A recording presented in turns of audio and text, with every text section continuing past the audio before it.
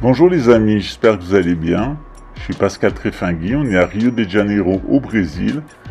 Et ce soir, je vais faire la traduction d'un éminent confrère, spécialiste de l'Agartha, de la synarchie et de l'ésotérisme. C'est un professeur d'université, il s'agit du professeur Salvi et il nous a donné une très belle vidéo en portugais sur la synarchie qu'il resitue dans le cadre de la théologie chrétienne et de la philosophie grecque.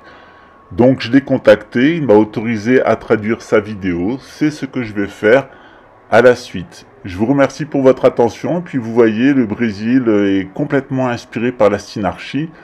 Je reviendrai à ce sujet pour vous parler de la franc-maçonnerie, dans mon expérience ici, notamment du rite écossais. Vous verrez que tout ce qui paraît secret et complot en France et qui n'a pas lieu d'être est ici fait ouvertement, en public, avec des débats universitaires.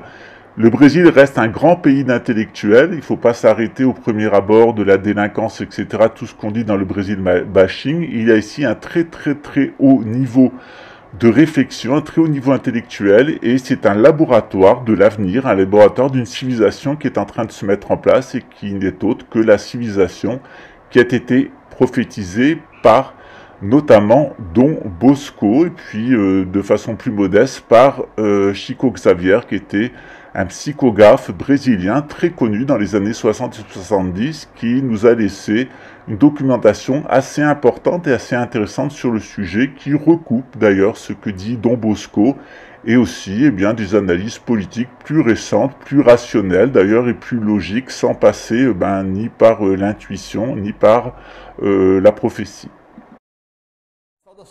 Bienvenue sur le canal Agartha, je suis le professeur Salvi. Nous allons aujourd'hui parler d'un sujet un peu inusité, qui est la synarchie selon Saint-Yves d'Alvedre. Je suis Luis A.W. Salvi, professeur d'université au Brésil. La synarchie est un mode d'organisation sociale qui est très connu dans les milieux ésotériques, mais qui est particulièrement inconnu du grand public. Voyons ce que c'est. Nous avons déjà abordé ce sujet sur cette chaîne Agartha avec beaucoup de références historiques auxquelles je vous renvoie dans la description. Aborder ces sujets est particulièrement intéressant dans le cadre de la formation du Brésil en tant que civilisation. Le sujet de la synarchie est également abordé par la philosophie classique grecque et la scolastique du Moyen-Âge. Voyons ce qu'il en est.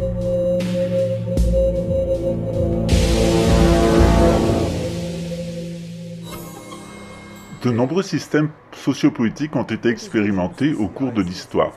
La longévité de la synarchie montre que ce système semble avoir plus de légitimité que les autres. En règle générale, les innovations sociales fragilisent les civilisations, notamment en permettant la subversion de castes ou le mélange des castes. À ce titre, on constate que les civilisations peuvent opérer des combinaisons et elles peuvent aussi imaginer des méthodes de soft power comme celui de la synarchie qui fait collaborer toutes les castes ensemble. Le terme même de synarchie a été divulgué par l'auteur de l'Archéomètre, le comte Saint-Yves d'Alvedre. Avec son mentor Fabre d'Olivet, Saint-Yves d'Alvedre est certainement l'auteur qui a eu le plus d'influence sur les visions holistiques de la société. Rares sont les auteurs du mysticisme et de l'ésotérisme à avoir délivré un système cohérent de vie sociale et à être entré dans le domaine de la sociologie holistique. Ces systèmes sont relativement simples, ce qui contraste beaucoup avec les productions de la société théosophique ou du spiritisme, dont les fondements et les propositions sont assez évanescentes. Le terme de synarchie apparaît dans un livre de Saint-Yves d'Alvedre, la Théogonie des patriarches, où il est employé pour la première fois. C'est une des raisons pour lesquelles Saint-Yves d'Alvedre, à ses débuts, utilise le terme erroné de théocratie, qui correspond plutôt à un type de régime dans la classification de Platon, note de l'auteur. En règle générale, en sociologie, le terme de théocratie est utilisé pour désigner les nations ou les civilisations en formation qui ont reçu une révélation d'un prophète comme Moïse ou Mohamed.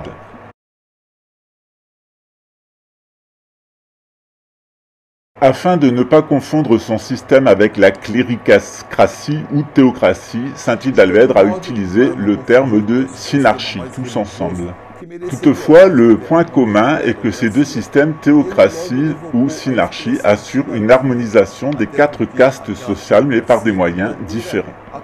On retrouve la trace de la synarchie dans de nombreux régimes politiques, notamment les régimes antiques, mais aussi avec un empereur, mais aussi plus récemment les régimes des hiérarques tibétains. Platon a aussi abordé ce sujet dans la République à propos du roi philosophe et de l'organisation de la société avec une caste des meilleurs, les aristocrates, et une classe de producteurs. On retrouve également une trace de la synarchie, non seulement chez le roi philosophe de Platon, mais dans l'organisation des Templiers avec leurs règles créées par saint Bernard de Clairvaux. Aristote a aussi fait une classification des régimes politiques. Il note 6 régimes politiques, la monarchie, l'aristocratie et la démocratie parlementaire, et d'autre part la tyrannie, l'oligarchie marchande, et évidemment la démocratie qui est le pire des régimes pour Aristote pour l'avoir expérimenté en Grèce. Sur la base d'Aristote, saint Thomas d'Aquin imagine qu'on pourrait combiner ces 3 régimes ensemble afin d'en limiter les effets néfastes. Un régime mixte adopté d'Aristote avec ces 3 régimes plutôt bons pourrait correspondre bon an mal an à l'idée que saint Hidalguer se faisait de la synarchie. Dans la pratique, à quoi correspondrait ce système parfait ? Un des premiers critères, un des premiers éléments est que cette société devra être forcément multiraciale, c'est-à-dire comprendre des individus de toutes les races et toutes les ethnies humaines, le maximum possible. De nos jours, les pays candidats à la synarchie rencontrent de nombreux problèmes sociaux, des problèmes économiques et aussi des problèmes d'homogénéisation des races. Les problèmes économiques et sociaux et les problèmes raciaux ou ethniques sont véritablement un défi, notamment dans la relation d'une possible synarchie avec les autres nations ou les autres civilisations. Ça, c'est un problème de taille. Ce point demande une attention particulière, en particulier dans les sociétés, les nations comme les civilisations, qui ont des problèmes de justice sociale et des problèmes ethniques.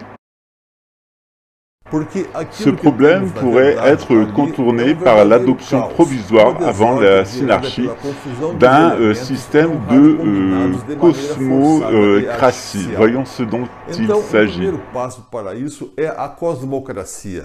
Un premier pas de cette cosmocratie serait la division des espaces avec des espaces dédiés à chacune des races ou à chacun des groupes sociaux, comme dans le modèle qui suit, qui est réalisable au Brésil et qui a déjà été vu en Égypte et en Inde. Dans l'Égypte et dans l'Inde antique, le problème a été réglé. En Égypte, au nord les Sémites, au sud, tout simplement les Nègres, et en Inde, au nord, les populations aryennes, blanches, et en bas les Dravidiennes, noires. À cause de sa grande mixité sociale, due à divers horizons forcés, et à cause de son grand espace, le Brésil présente un certain nombre d'avantages pour créer une synarchie. Une nation ou un pays commence à être véritablement authentique et eux-mêmes lorsqu'ils suivent leur propre voie et ne s'inspirent plus de modèles existants. La concentration de certaines races et ethnies dans certaines parties du Brésil et aussi le développement économique du Brésil montrent qu'il y a déjà cette quadri ou quinta partition. Par exemple, au nord-est, on trouve principalement des Noirs, en Amazonie, on trouve principalement des Indiens, dans le sud, principalement des Blancs, et dans la partie centrale, on trouve des Métis. J'ai déjà publié un certain nombre de capsules sur la cosmocratie et je vous y renvoie ainsi que les références. Ce qu'on remarque dans la situation actuelle du Brésil est que non seulement sa géographie, sa dispersion raciale et ethnique, mais aussi ses activités économiques la préparent déjà à une synarchie de fait. Cette cosmocratie est déjà en place parce qu'on regarde que l'ensemble brésilien inscrit différentes activités économiques dans les différents espaces. Par exemple, dans le côté est avec les Noirs, les prolétaires, le côté sud avec les blancs, la bourgeoisie, le côté métissé, la partie centrale avec les activités administratives, et tout à fait en haut, la partie proprement parlée spirituelle et cléricale qui est occupée par les Indiens. On remarque également que le Brésil dispose de 5 grandes capitales, 5 grands pôles, qui, parce qu'ils sont dispersés sur le territoire, ne sont dans la réalité historique jamais entrés en conflit et qui pourraient servir de base à l'établissement d'une synarchie authentique avec ses institutions. De cette manière, nous assistons à une reconstruction de la société pérenne, de la société traditionnelle avec ses 4 castes. Cette concurrence entre les grandes cités du Brésil, qui correspond à des phases de son développement, pourrait aussi être harmonisée en adoptant Brasilia comme capitale centrale et comme point de convergence qui centraliserait et équilibrerait toutes les tensions entre les capitales régionales. Se pose évidemment aussi d'un point de vue vertical la façon dont nous allons administrer les différentes classes sociales, parce qu'elles sont donc localisées dans différents endroits du Brésil. Et là aussi, eh bien, nous avons une solution qui est donnée par l'histoire et par la géographie du Brésil. On retrouve dans ce système évidemment eh bien, la cité idéale telle qu'elle est décrite par saint Thomas d'Aquin dans sa somme théologique, où on retrouve eh bien, les différentes castes et puis la manière d'administrer les différentes strates de la société et de les ventiler dans un espace géographique dédié. Il est intéressant que saint Thomas d'Aquin, en réalité, dans sa description où il parlait des chefs, où il parlait du peuple, eh bien, oubliait tout simplement l'organisation cléricale, c'est-à-dire l'Église catholique à laquelle il appartenait, mais qui, évidemment, dans le système monarchique est impliquée, puisque c'est elle qui sacre les rois et qui sanctifie d'une certaine façon le choix qui a été fait par les peuples. L'état actuel du Brésil, géographique, sociologique, économique et cette succession de capitales ressemble beaucoup à ce qui a été fait avec l'Empire Inca et ses 4 régions autour de la zone centrale, qui est un mode d'organisation qu'on retrouve dans toutes les sociétés traditionnelles. Chaque partie du Brésil pourrait avoir un mode de monarchie parlementaire, c'est-à-dire à la fois des élus du peuple et à la fois aussi bien des dirigeants royaux qui sont confirmés par l'autorité spirituelle qui se tiendrait dans la partie centrale du Brésil. A base da cultura seria administrada então especialmente a partir desses 2 escalões.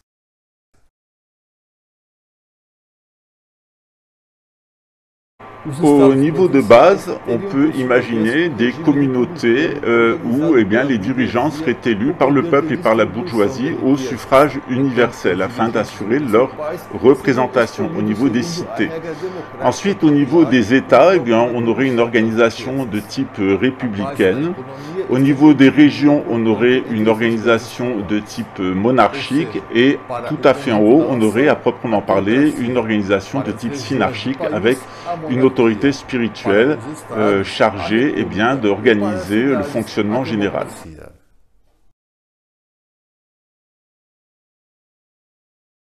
Il est clair qu'un tel système permettrait à tout le monde d'être représenté et d'avoir un accès direct au pouvoir.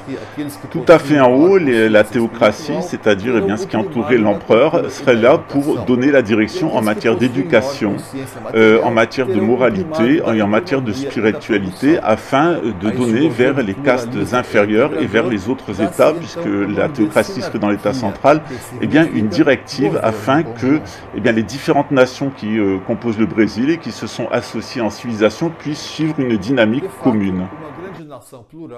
De fait, une grande civilisation plurale de ce type permettrait d'équilibrer les différentes tendances séparatives, les différentes idéologies et les différentes natures psychiques qui sont liées à chacune des castes et à chacune des régions. Si vous pensez que la justice sociale règne au Brésil et qu'on peut se promener n'importe où dans la rue sans aucun risque, alors ne considérez pas cette option de la synarchie. Par contre, si vous faites un bilan froid et avisé de la situation, vous voyez tout l'intérêt d'avoir une synarchie. Le flux naturel de l'histoire amène le Brésil vers la synarchie. Mais si on souhaitait, à cause des égoïsmes, rester dans la situation actuelle, il faudra de plus en plus de violence, de plus en plus de répression pour arriver à contenir les injustices et la violence sociale que cela gère.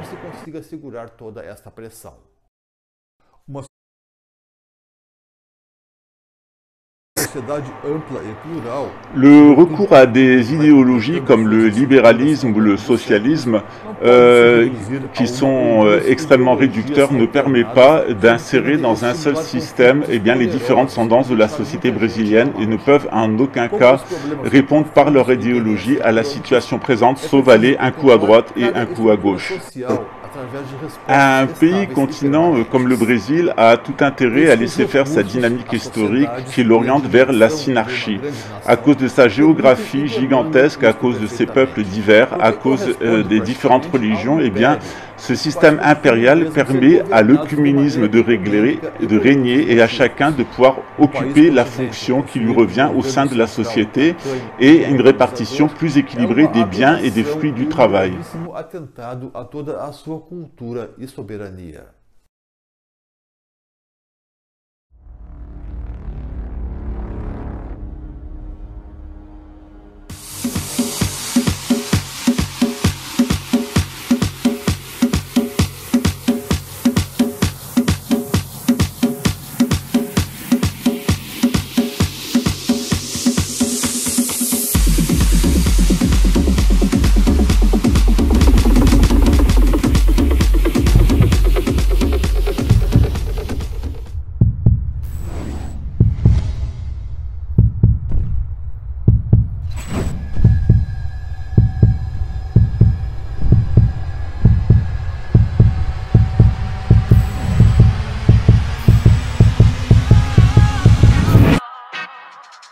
Vou reerguer o meu castelo, ferro e martelo, reconquistar o que eu perdi.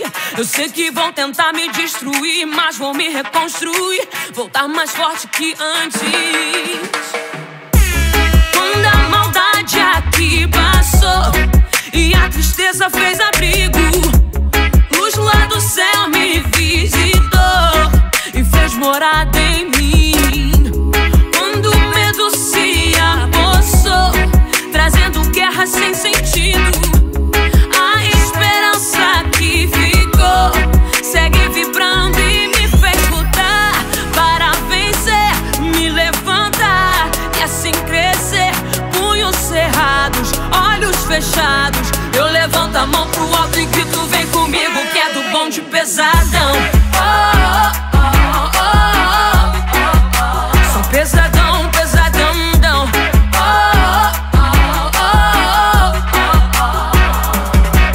Ainda erguendo os meus castelos, vozes e ecos, só assim não me perdi.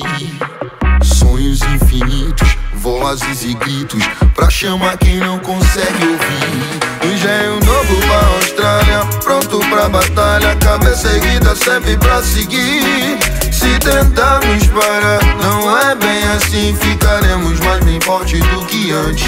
Do sul ao norte, sonoros malotes. Bonjour les amis, j'espère que vous allez bien. Je suis Pascal Trifingui, la Makunzong, et aujourd'hui je fais un appel solennel aux forces françaises de l'intérieur et de l'extérieur en exil. On a toujours peur de dire un mot, de peur que ça soit mal interprété, on ne sait plus parler franchement. Aujourd'hui, dans le cadre du civil, des fois je suis confronté à des gens qui me disent « mais arrêtez de me parler avec agressivité ». Je leur dis « je ne parle pas avec agressivité, je parle normalement, j'ai toujours parlé comme ça ». Donc je vous dis ce que je pense. Voilà, que ça vous plaise ou que ça vous plaise pas, je vous dis ce que je pense. J'ai arpenté les contrées du monde pendant des années.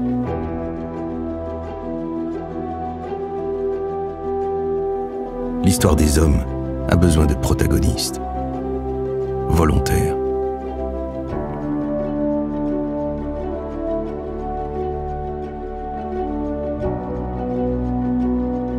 Aujourd'hui, je continue à sillonner la terre, faire ce pourquoi je suis fait. Porter le fer, porter la paix, vivre.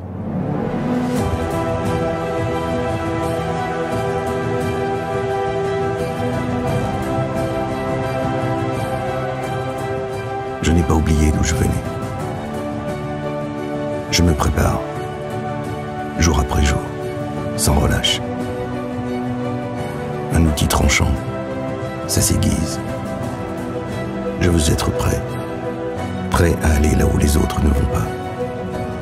Car il faut bien qu'il y en ait.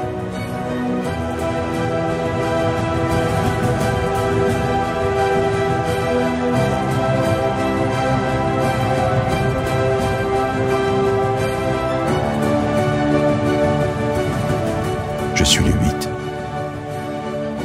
Mon cœur, il est à mes gars. Mon corps, il est à la France. Mais l'honneur, il est pour moi.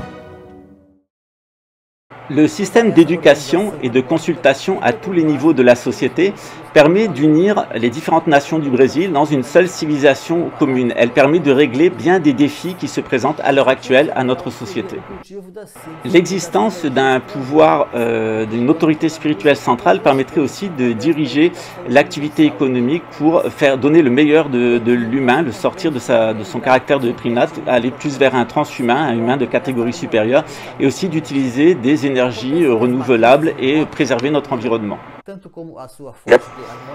Ce système qui rejette le matérialisme pur et la spiritualité pure permet aussi d'intégrer la dimension gnostique, la dimension supérieure, les harmonies supérieures, les harmonies célestes, et les intégrer avec leur flux dans un ensemble cohérent et dynamique.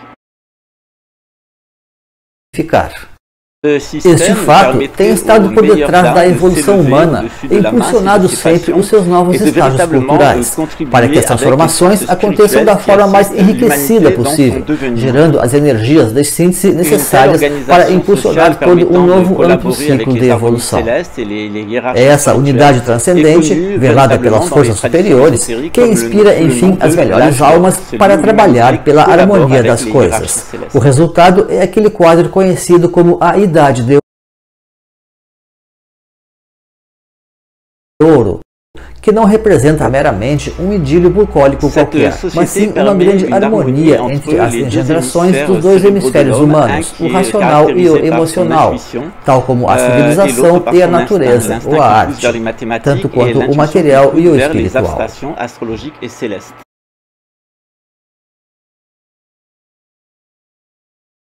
Para compreender melhor este espírito de unidade associado às origens ou às idades de ouro, recomendamos o estudo dos filósofos perennialistas, nos quais também nos inserimos, e deixaremos aqui o link para uma série especial de vídeos que estamos elaborando sobre o assunto, demonstrando a verdadeira estatura e origem desta grande filosofia holística diretamente vinculada às idades áureas. E podemos também oferecer aos interessados esta obra Tradição e Transmissão, que fala muito sobre aristocracia, monarquia e teocracia, tal como este belo livro de mensagens intitulado O Livro Auriverde, contendo grandes sínteses sobre a sociologia holística. Os links do editorial estão na descrição aqui na plataforma e também no final do vídeo. Agradecemos a sua companhia, deixe o seu comentário e compartilhe com suas redes sociais. Até a próxima ocasião neste canal. E lembre-se sempre, a civilização cósmica está a caminho.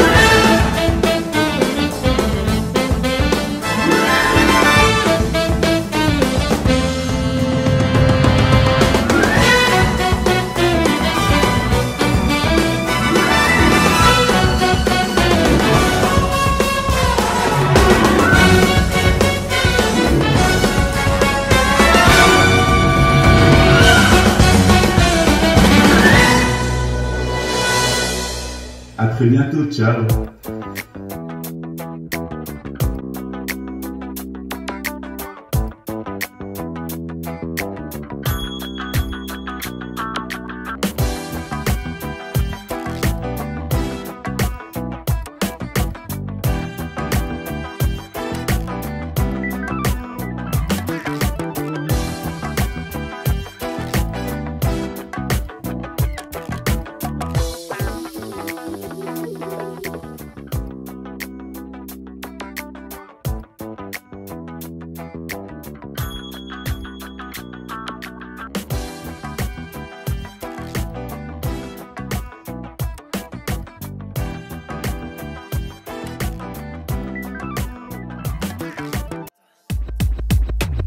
Tchau, tchau. Eu não sei falar muito bem português, mas quero aprender. Pretty boy baby, dirty boy baby, Maluma baby.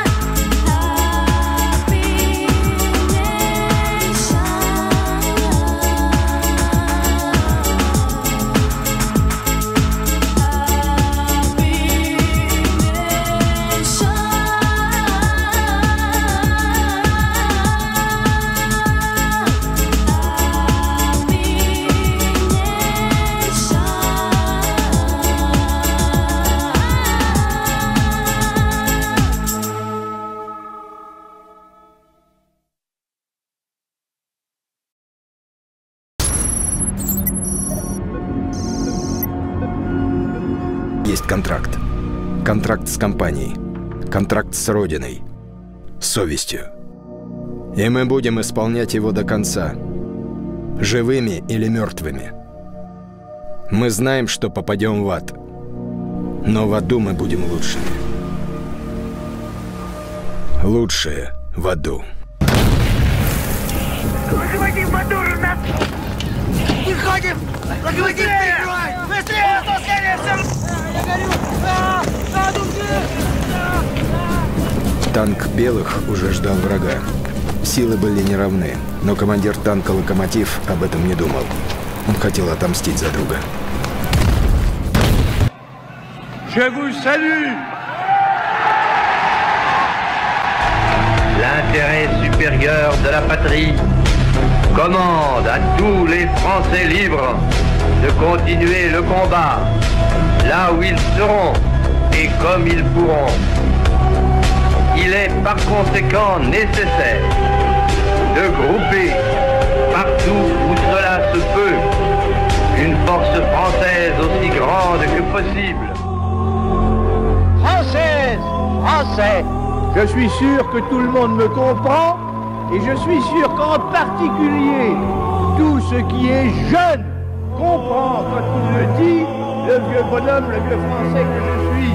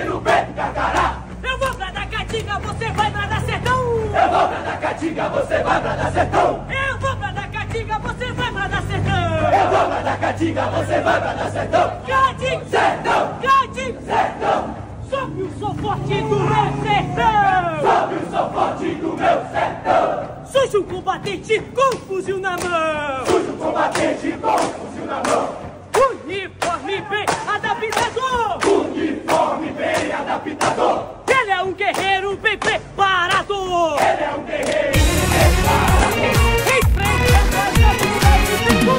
enfrentando as alturas do temor! Ele resiste, reage a você! Ele resiste, reage a você!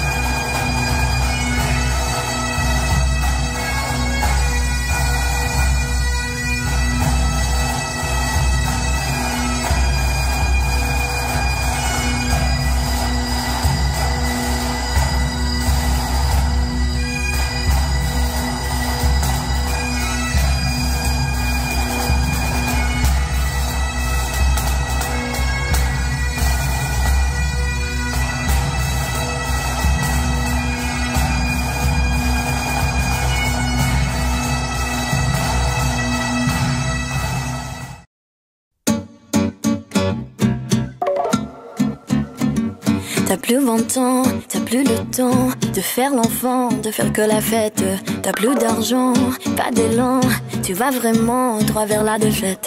Et j'entends au loin, au loin, au loin cette petite voix chant de sirène qui me dit mais viens, vas-y prends ma main, allez je t'emmène.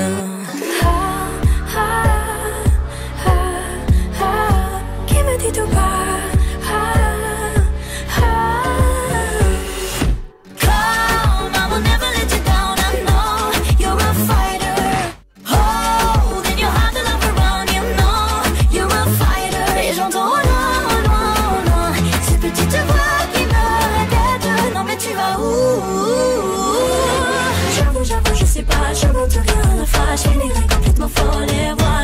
Le droit de rester comme ça, faut faire des choix. T'as quoi dans la tête? Mène des combats, crois en toi. Le monde est là, part à sa conquête. Et j'entends au loin, au loin, au loin cette petite voix chant de sirène qui me dit mais viens, va vers ton destin. Faut pas que tu freines. Qui me dit tout bas.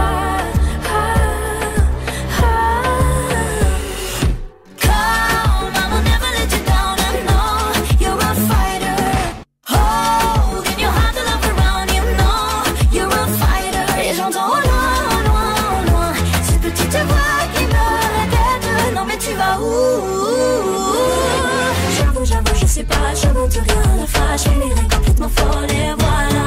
J'avoue, je sais pas, je monte rien la fâche, elle irait complètement folle et voilà. Hear the sound of your dreams, you are so near, they are so near. Look around, hear the sound of your dreams, none of your fears, and just open up your heart. Come, I will never let you down, I know you're a fighter.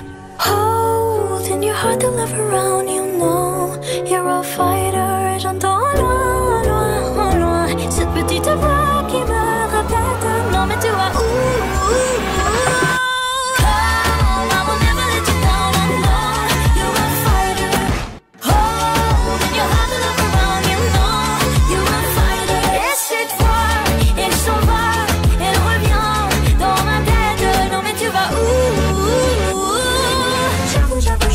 Je monte rien la fâche, elle irait complètement folle et voilà. J'avoue, je sais pas, je monte rien la fâche, elle irait complètement folle et voilà. Et voilà.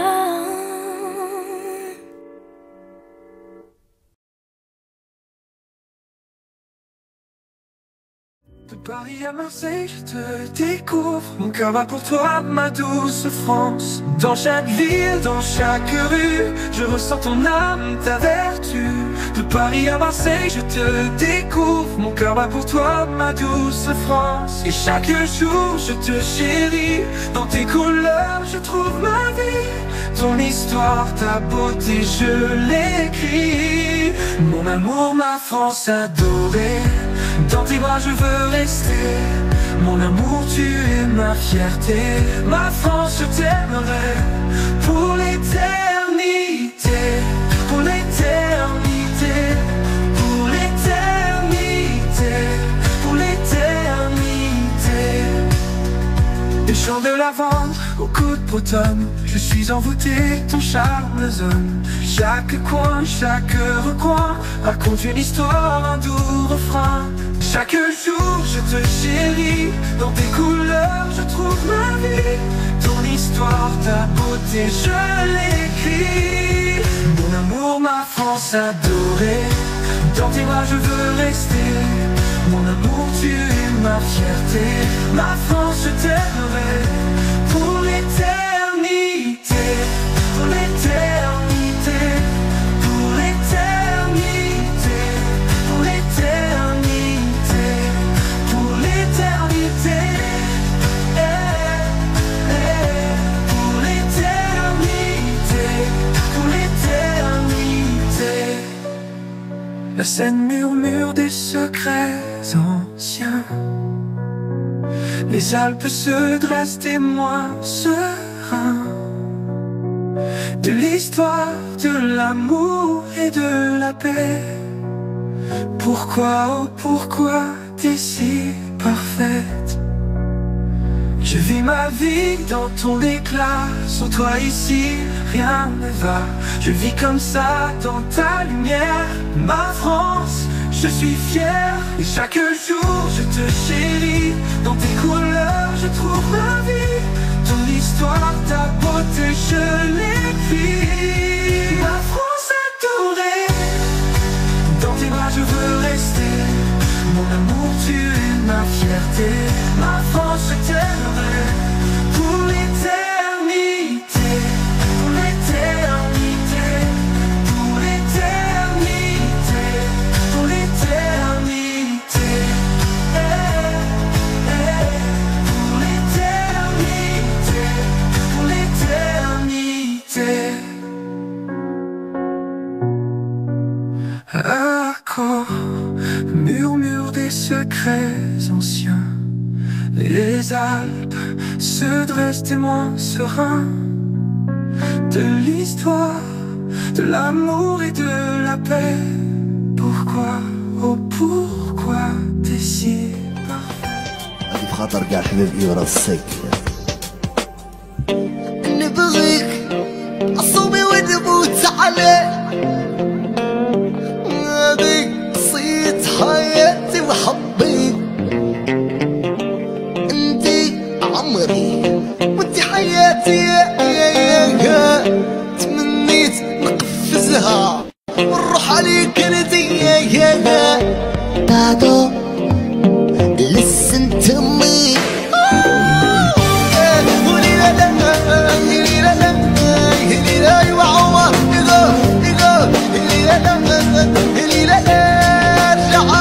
ارجع لي من شمال right now left now ايوه لا كيف عمر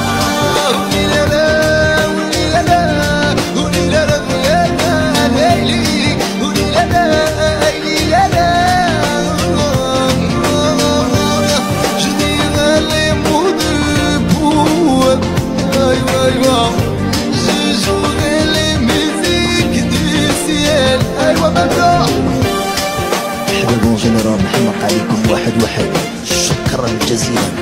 I love you all.